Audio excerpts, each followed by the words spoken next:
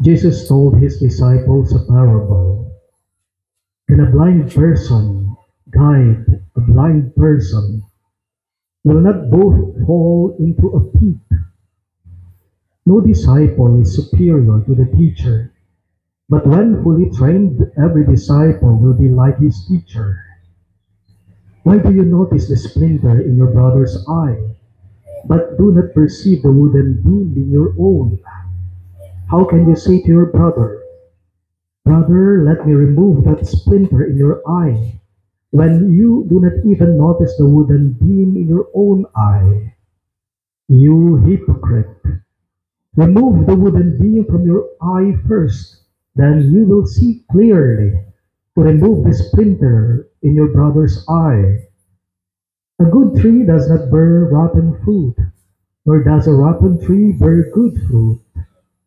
For every tree is known by its own fruit. For people do not pick figs from thorn bushes, nor do they gather grapes from brambles. A good person out of the store of goodness in his heart produces good, but an evil person out of a store of evil produces evil. For from the fullness of the heart the mouth speaks. Sisters and brothers in Christ, the Gospel of the Lord. Praise to you, Lord Jesus Christ.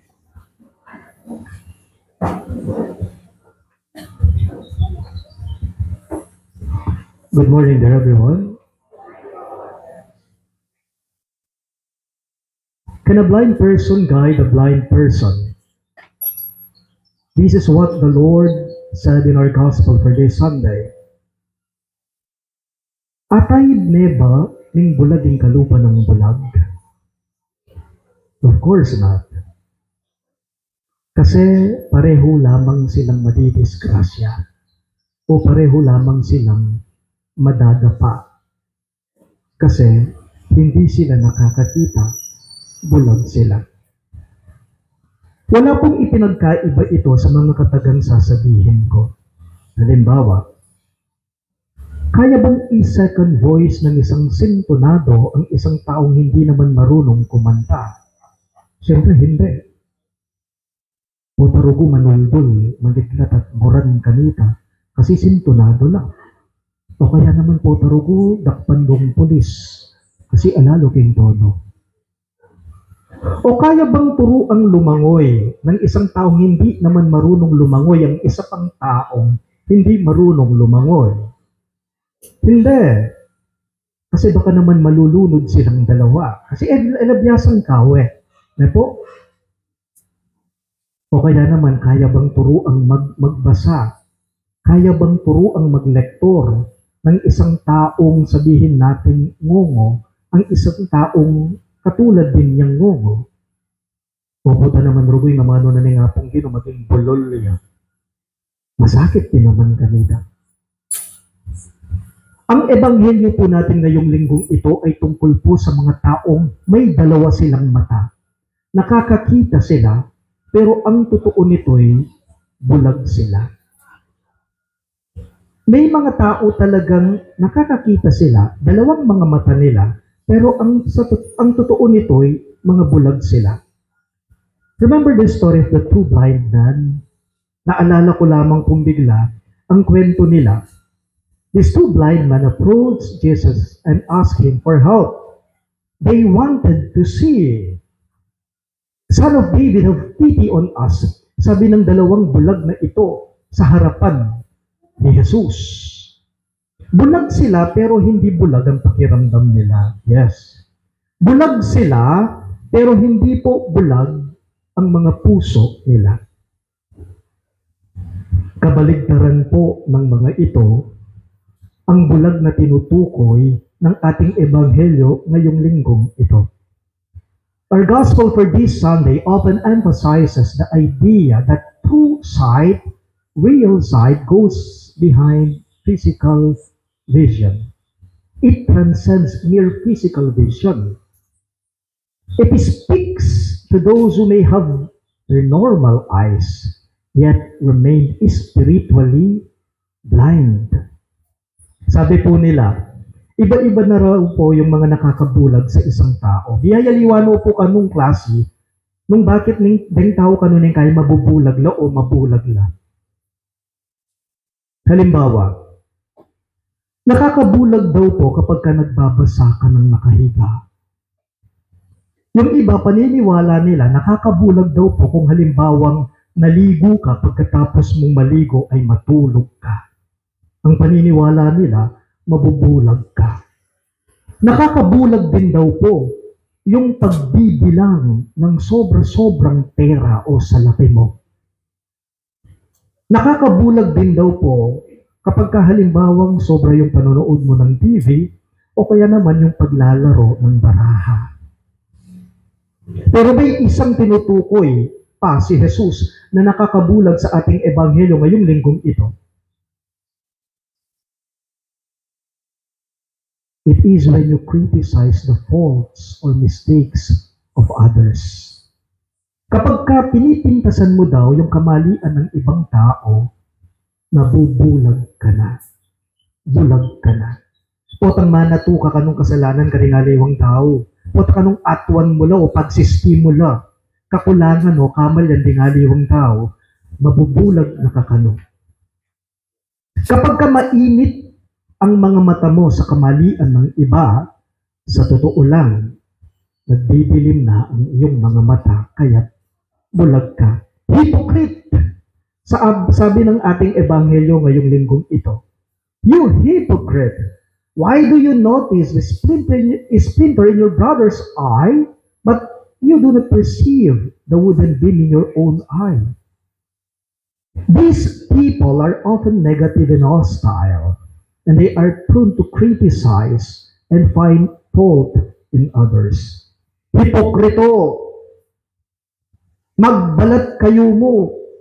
Ngananing kay katamang ebanghelyo, hipokrito kayo. Pag nakapo nga, napin po nitang kasedyan kay ngamanong siswan. Ninuman po kano kay katamang mamansin king puling na ringaliwa. Ninuman kano kay katamo ing mamansin king puling, yang tutong matutuling. Anong mensaheng ipinapaabot ng ating ebanghelyo ngayong linggong ito? Pampalinaw ng mata.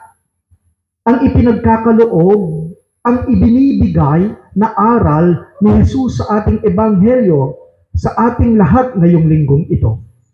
Ang tunay na nakakalinaw daw po ng mata ay yaong kapag ka pinapansin mo daw yung kabutihang nagagawa ng iba kaysa sa kanyang pagkakasala. Notice the goodness that others do. Look at the goodness in others and not their shortcomings. Halimbawa po, upang maging malinaw lang itong tinutukoy ko.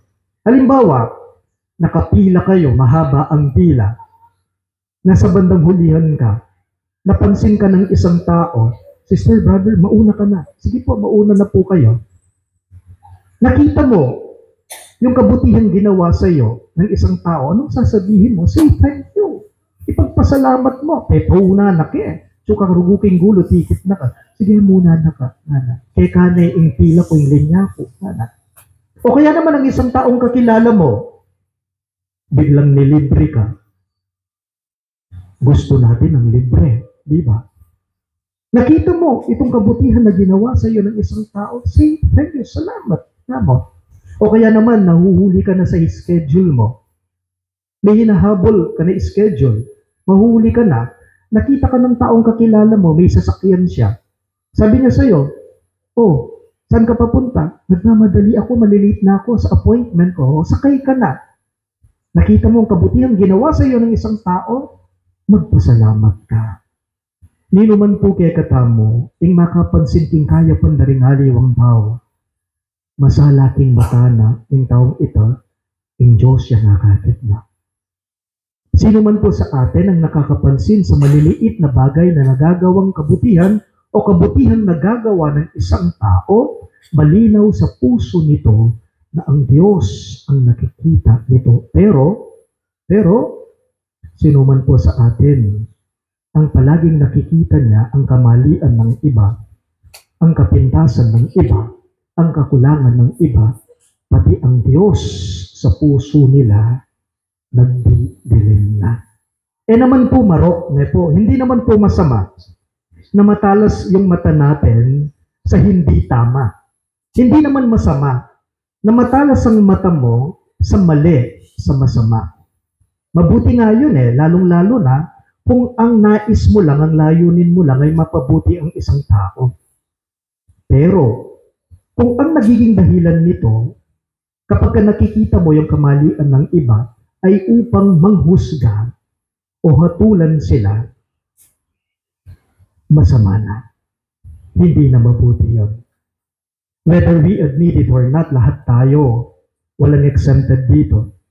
May mga tao po talaga ng hilig nilang punan yung maling nakikita nila sa iba. May mga tao talagang mahilig mamintas sa kamalian o kakulangan ng isang tao. Putang mo po, kumusta naman rugo kaya pa ng tao ito, aatuan mo, pagsistimo. Bakit ika mong banal kaya tiking yato? Kumusta naman ang taong yon? Kung halimbawa ang taong yon, ang intention pala niya ay mabuti, di may wow, mali ka kanita. Wari. Lahat po tayo nagkakamali. Lahat tayo may pagkakamali. Walang perpekto sa mundong ito. Bisa tamot ali at intang kakulangan. Bisa tamot ali at intamong kapintasan. Bisa tamot ali itamongan makasalanan tangan. Sabi nga po ni Santa Madre Teresa ng Calcutta, hihiramin ko lamang po itong sinabi ni Saint Mother Teresa of Calcutta. Sabi po niya, if you judge people, you have no time to love them. If you judge people, you have no time to love them.